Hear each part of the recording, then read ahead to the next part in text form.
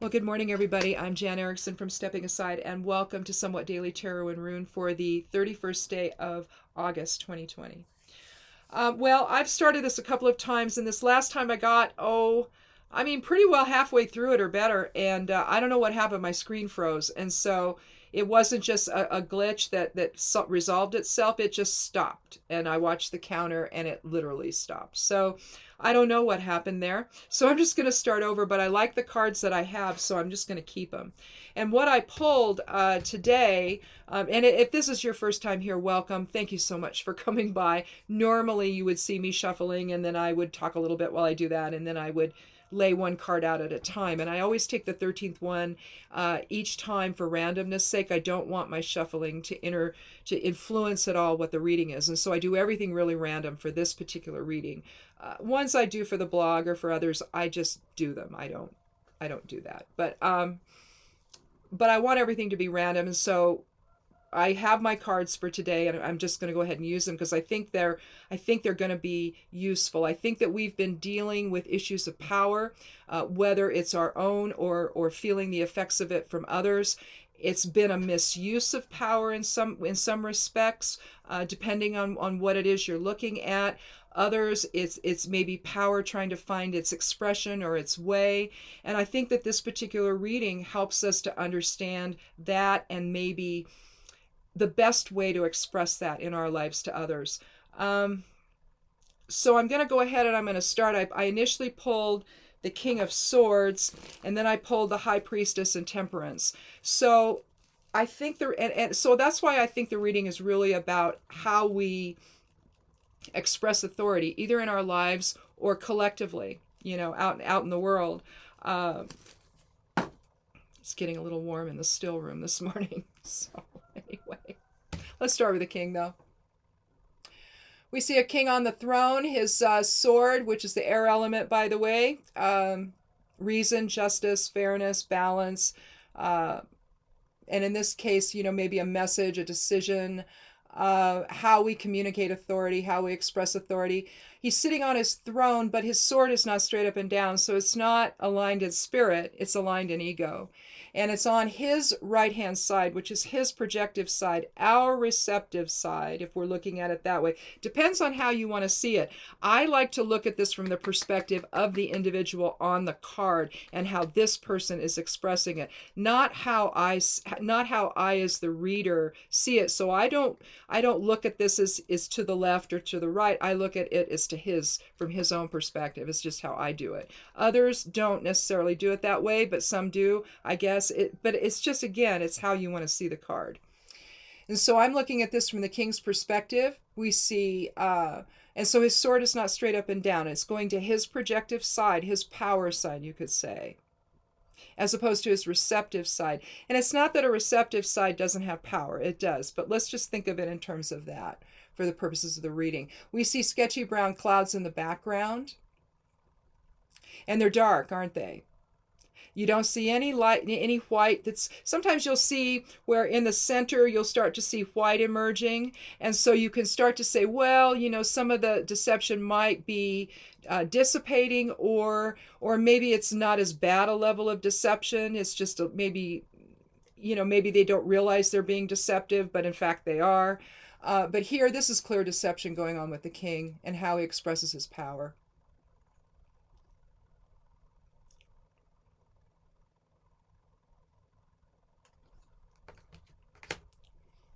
I can't remember if the Merovingians are bees or if they're butterflies, but the butterflies are of significance, and I can't for the life of me remember what that is. But other than the fact that it could be representing the swords or something, or the air element. I think the Merovingians are bees, though. I think that's what that is. So I don't think it's the butterfly. But basically then we come up with the High Priestess and Temperance. And that's why I say I think this is about how we manifest power and authority and control. So let's talk about the High Priestess first, because that's the card I drew after the King. We have a 2 energy. It's a soul archetype card, as is Temperance. And Temperance, of course, has a 5 energy with the 14. But the priestess sits on her little chair of some kind, or a seat of some kind. She's seated, we'll just say that. She's got a foot resting on the moon, the maiden moon, which is tonight, as a matter of fact. We see her crown reflecting the triple aspects of the goddess, maiden, mother, and crone. We see a cross on the front of her gown there, not to indicate religion, but to indicate the balance that we take in form. I've done this a gazillion times, but I'll do it again. For those of you who have not seen this incredible diagram. No. We have a thing called the abyss. Horizontal line's the abyss. Form is at the bottom. We take the leap of faith. Spirit goes through the abyss into form and incarnates into the body. Now, if we were ideally in balance completely, the projective side of self and the receptive side of self, in other words, our polarity, that's really when we get here in terms of that. That's not an issue in spirit. It's only an issue in form. And so we have to be a little bit careful how we talk about that. And so the true polarity that we're balancing in this regard when we're manifesting into form, okay, when we're incarnating, when we're infusing the soul into the infant, right? You've got a straight line, okay? And there's your real polarity. Once we get here, then we can talk about, this is the polarity here, but then we can also talk about the polarity on the horizontal line. We can put one, it really doesn't belong where it is though. And depending on where we are, we really should be up by that line if we were truly spiritually aware of who we are as souls. But instead we forget and we manifest along this horizontal line. And there we have the feminine side and we have the masculine side, which is also the receptive side and the projective side. Make that a P instead of an R. Okay. And ideally, if we were completely self-aware of who we are as spirit, we would literally be up there. But instead, we hover down here at the bottom, letting ego control everything, right? Well, and that's how the king is functioning. In other words, he's functioning based on ego instead of on spirit. If the sword were perfectly aligned, then the message and the information is coming from spirit to inform his authority. But in this case, it's a little askew. He can't look you in the eye. He's actually looking over to the receptive side of his own side, right? And he's trying to pull the wool over people's eyes. That's really what the message is of this card. So what the high priestess is saying, not so fast. We see the pomegranates behind her. Yeah, that's what those are. And they're actually, if you could see the whole thing, it would be in the shape of the Kabbalistic tree of life. Shows the Torah in her arms there.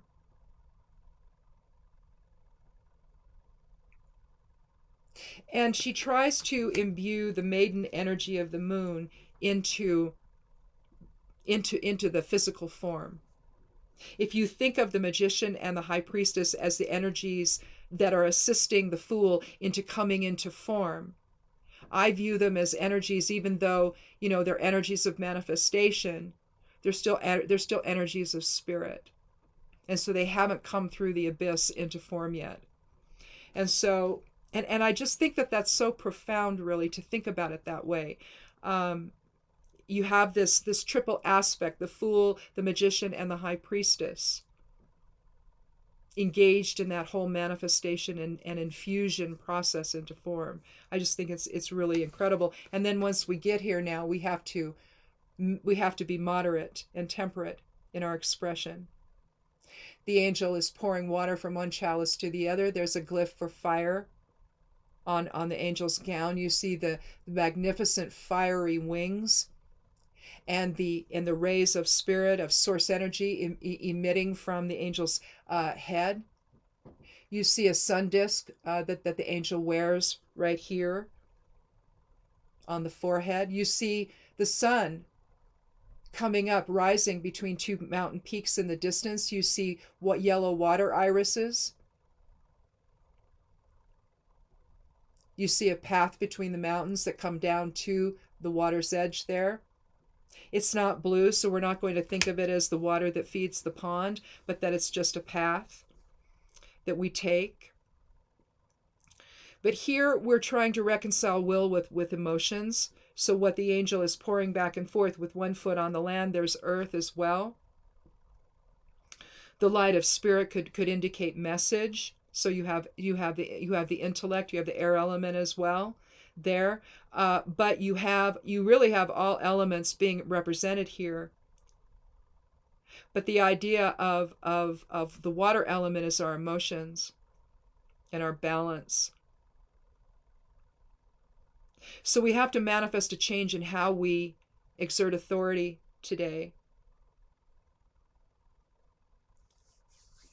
With the 5 energy being change. But we need to do things in moderation instead of letting, impulses get out of control. So I think that's interesting. I don't think we need another card unless we want to take one just to maybe give us a little more direction as to what that's going to take, maybe. I don't know. Let's see. Let's see if we can get a card that tells us that. But we have a 7 energy for the reading until we take another card. Unless, of course, it's a court card or the Fool. And then it'll remain a 7 energy. So we're talking with the 7, we're talking about balance, aren't we? And about the scales. And again, balancing spirit with ego. And if ego's running amok, then you can see how authority is going to be manifested, right? It'll be authority that doesn't listen to anybody. This always reminds me of someone telling a lie with their fingers crossed behind their back. It's what this always makes me feel when I see this particular king. It's like he's not looking you in the eye. His sword's askew. It's to his power side. It's like, okay, what are you doing? What are you trying to pull over? What kind of nonsense are you trying to do here? What are you pulling today? Just how deceptive are you trying to be to get what you want? That's what it reminds me of, really. See, and Spirit's coming in and saying, no, we got another king. Oh, yeah. Yeah, it's about what he's trying to do is he's trying to increase his worth. His power, his control, his hold over everything, and his worth. So money, it's about money for him. Kingdom's behind him, his back is to the kingdom. He's not concerned about them. He's only concerned about himself. Again, it's got to be done in balance, everything. We have to balance shadow side of self with spirit, ego with spirit. That's what we mean when we say shadow side of self. That's the ego. It's the side of self that doesn't, if you're familiar with a thing called it's a channeled text called the Law of One. One of the things that the Ra group is saying within that is they divide us in terms of our choice. When we focus into form, when we incarnate, we choose a service to self or service to others focus, basically. Now, service to self doesn't have to be only self-dealing. It could just mean that you're working on your own issues. Human design has a very similar thing when you're looking at the incarnation crosses. You have a juxtaposed one, which is you're just here. But then you could have one that's a left angle cross. You could have another that is a right angle cross. Now, right angle cross folks are here to work on themselves. Okay, and that doesn't mean that they're self-absorbed or self-obsessed or anything like that, or self-dealing. It doesn't mean that. It just means that their focus is really more about figuring out who they are and what they're supposed to be doing and all of that. And then you have the left angle crosses that are people that are focused on other people, that have done that work already, and now they're stepping back and they're saying, okay, how do we need to really be seeing all of this? And so in a sense, it's just a different, they're not so concerned with their own issues. They're really more concerned about seeing the issues of everyone else. And so I have a left-angled cross, and say my husband has a right-angled cross. My kids have right-angled crosses. But it doesn't mean that they don't have the ability to show compassion to others, because they're very compassionate people. So that's, and very focused on other people's issues and needs and things like that. So it doesn't come down to that. The law of one, though, when they talk that way, they probably are a little more, thinking along those lines, that you really usually the service to self doesn't, well, the service to self is this, okay? They're really just concerned about their own stuff. They're concerned about their own life. They're really not concerned about anyone else, And so you see that, I think, in both ideas. Maybe one is just a little more defined than maybe the other one. I don't know. But I think that that's what you're seeing, and I think what the high priestess is saying, and what temperance is saying, is now that we've made the decision as to who we're going to be, how are we going to manifest that? Are we truly going to be completely self-dealing like the king here? Because realistically, you're talking earth element with pentacles, you're talking air element with swords. What is this king trying to communicate about his own sense of authority? And when we express our own sense of authority, what are we trying to communicate? Are we communicating moderation and temperance? Or are we, running amok with whatever it is we want to do? And what it is we wish to impose on others? Here's the thing. I'm walking into the grocery store this weekend. And I wanted to get a roast, because I wanted to do a braised roast, which, if you've never done one, I've never done one. If I have, I don't remember. Maybe I have.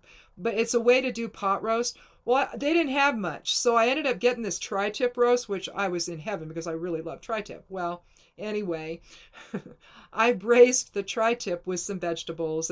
All the vegetables, other than the mushrooms, came from my garden. And so I did, and all the spices, all the herbs, all the the onions, the garlic, all of that from the garden. And so it was very cool. And I have to tell you, it might be the best meal I've cooked in a long time. So when we're both having it, my husband and I are having it, and we're like, geez.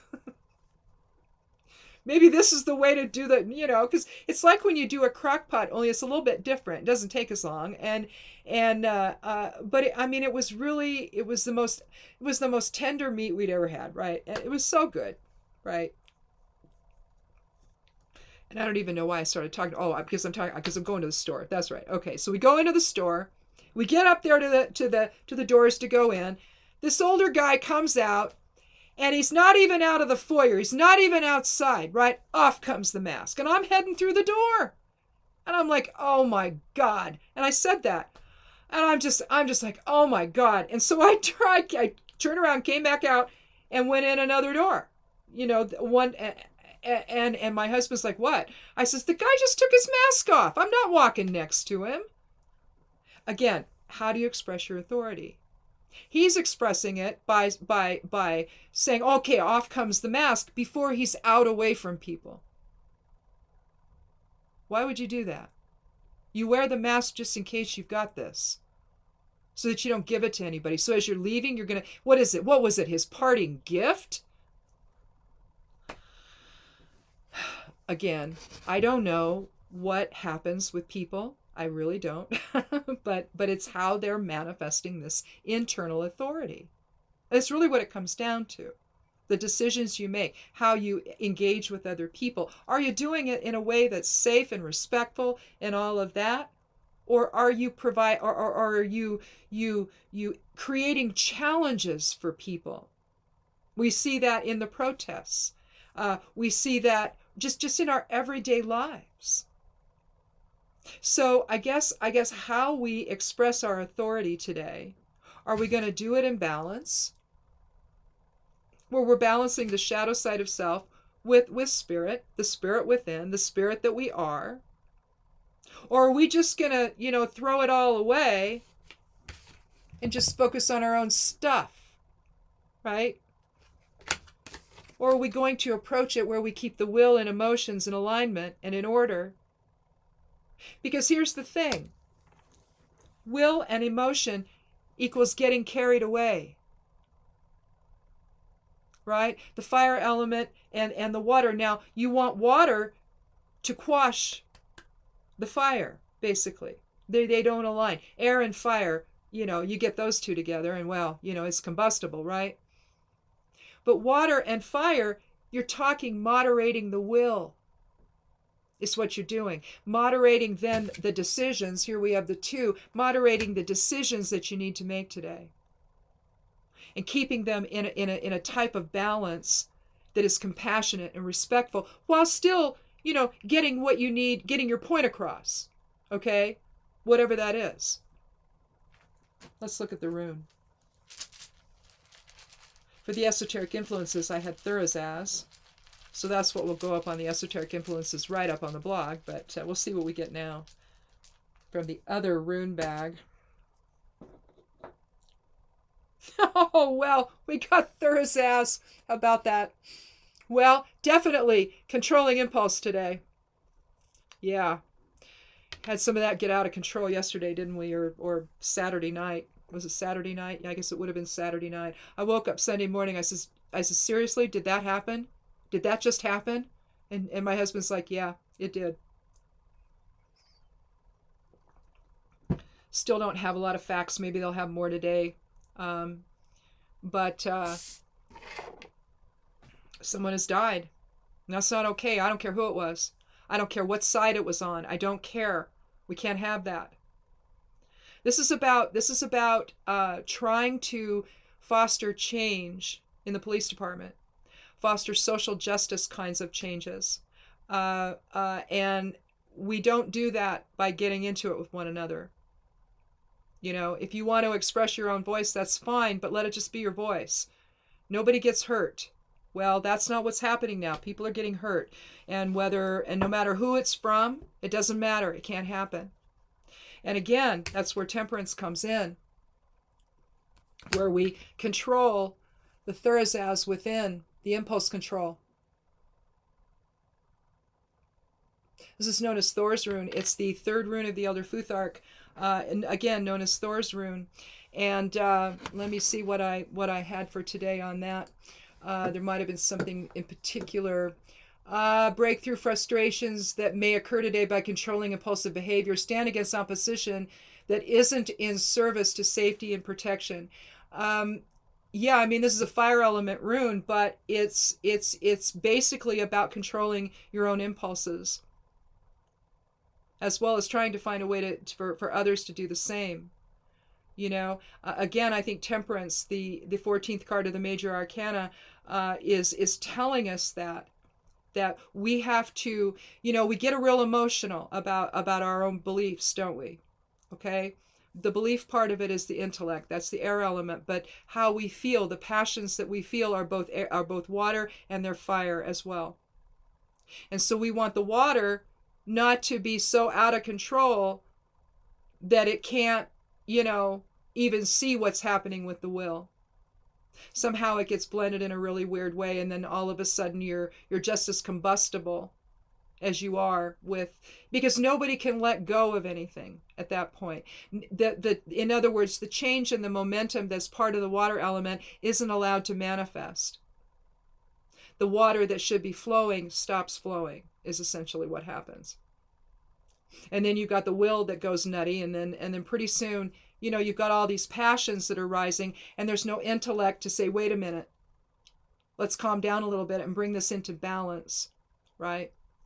And so I think that's what the message of the reading is. We'll do the geomancy rune here and see what we come up there, but I wonder, if it's going to be about that, given that I pulled Thurazaz again for today.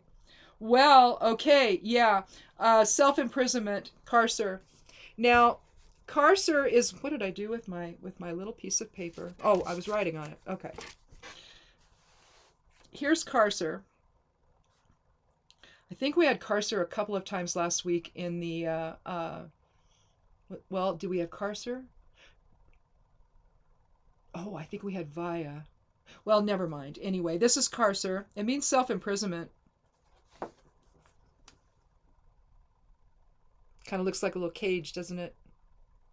The opposite of it, its complement, is conjunctio, and I'll show you what that looks like, just so you know.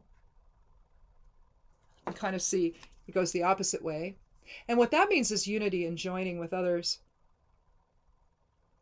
Alignment and shared purpose, things like that.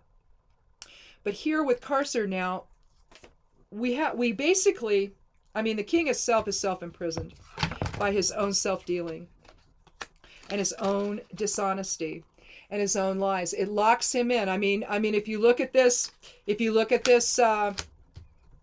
collectively in our country, just take a look at what's out in front of the White House or what's surrounding the White House now. The whole White House complex has got, I don't know, a series of walls. Well, he got his wall, didn't he? It's just around him. And that's what he's done to himself by being the guy that he is, right?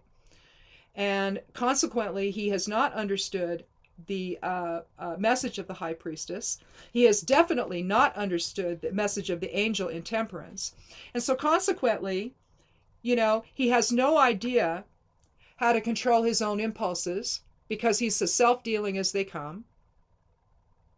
No compassion, no empathy. That's obvious, and that's scary.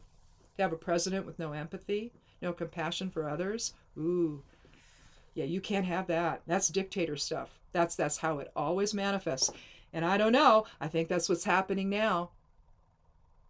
But the thing is we want to bring this back to the personal level. What we have here is when we don't manage our impulse control, we then put ourselves in a sort of prison of our own choices and our own behavior. Okay? That imprisons us in a way that is difficult to get out of, and we don't know then how to balance all of that within. So that when we express authority, we're doing it in a way that's respectful and compassionate, with dignity, with honor, instead of a way that then self-deals and is only about our own wealth, our own power, and our own control over other people. If we do that, see, then we stop lying. The clouds clear up. They become white again. The sword goes straight up and down. He'll look you in the eye. It's like, this is what we need to do. This is the situation at hand. And you can believe somebody like that, you see? When the sword is askew, when the will and the emotions are not in balance, you can't believe anything the person says. You can't trust them. Because they're too out of whack to even be heard, right? To even say something that makes it even any sense. So, do we imprison ourselves with carcer, with the carcer energy, by refusing to come back into balance? I think that, unfortunately, when you express yourself in a way that is self-dealing or service to self, then I think what you're going to have is you're ultimately going to fail. You may succeed for a little while in controlling the situation or the people or what have you and getting what you want, but at some point that will end. It will burn itself out. It will fizzle itself out. And when it does, you'll have nothing except the emperor having no clothes on. That whole experience, where everybody sees you for who you are, and they're not going to let you be there anymore. They're not going to let you have any influence over them anymore. You know, if it's not an actual position over somebody. But I think what we have here is a king type of energy that is out of balance, that is out of control, and so focused on what they want, or what he wants, or what the individual wants. It's to the exclusion of other people. Whether it's the guy coming out of the grocery store it's still within the grocery store, taking his mask off, walking toward me. Because that's an exercise of authority that makes no sense. A true measure of authority, a true example of authority, is one who will stay safe until they get to their car. And once they get in their car, fine, take your mask off. But don't do it around other people. Because if you're sick and you don't know it, You suddenly don't start shedding virus when the temperature goes up, when your body temperature increases and you get a fever. It's happening before that, before you ever even know. Why would you ever take your mask off around people? But again, it's a type of self-authority, of inner authority that says, oh, I don't care. I'm just going to do what I want. You going to harm me with it? I don't think so. See, this is the point. How we manifest this authority in our lives, whether it's as simple as to where you take that mask off. You make sure you take it off in your car when you're not around anybody anymore. That's one way of doing it. Or it's the President of the United States who's so self-dealing that now he needs a succession of walls around the White House to protect him. But what does he need to be protected from? People finding out the truth and then getting upset? Well, my God, of course we're going to get upset. Of course, when it all comes out, yes, we're going to be upset. That's just what's going to happen. And hopefully, we'll deal with that at the ballot box. And we can bring temperance back to our lives once again. Bring balance back to our lives once again. So that we don't self-deal anymore with one another. Where we control our impulses. Again, self-dealing. The kind of self-dealing that creates nothing but chaos. That's another meaning of the rune, is chaos. Giants. The giant effect of somebody who runs amok and has support to do it. You see, this is the kind of energy that we're dealing with right now. But trust me, the only thing it does is create self-imprisonment, not the joining together that we need. So I guess that's it. That's all I have. Anyway, interesting idea though, how we manifest authority, especially given what we've seen, just in the last week or so in our country with the things that are happening around. The violence, the harm, all of it. All because we've got a king that is so self-dealing and such a liar that you can't believe anything he says. You have to believe the opposite. That usually is what ends up happening, isn't it? When you find out the truth about any of this stuff, it's like, oh, he says one thing, but it's really the opposite. And that is so consistent, isn't it? So ask yourself, are you doing the same in your life? Because if you do, you're causing chaos. And you're imprisoning yourself. You really are. And not just everyone else. You really are imprisoning yourself. And if you look at, right now, the White House, we see an expression of carcer all around it, don't we? It's interesting. All the control someone thinks that they have. And by virtue of exerting the control, by that one decision to live that way, to experience life that way, to try to force other people to experience life that way, you imprison yourself in something that you can't get out of. It's really a narrow vision, isn't it, that does something like this. So when you live in balance, everything opens up. All things are possible. But when you carcer up the White House property, oh boy. And then you host a 1,500 person super spreader event, oh boy. I read 4 people are already sick, so I don't know. Give it a couple weeks, we'll see. We'll see just how bad that ends up being, assuming anyone says anything, anyone ever admits it. So, but I think we're going to find this coming together with no masks business isn't going to work out for anybody. So, Anyway, thanks for watching. Come back tomorrow. We'll see what kind of damage we can do then. Anyway, have a good day, everybody. Be good to yourself, be good to one another, and wear a mask or if you're around anyone at all, whether you're inside or out. And blessed be.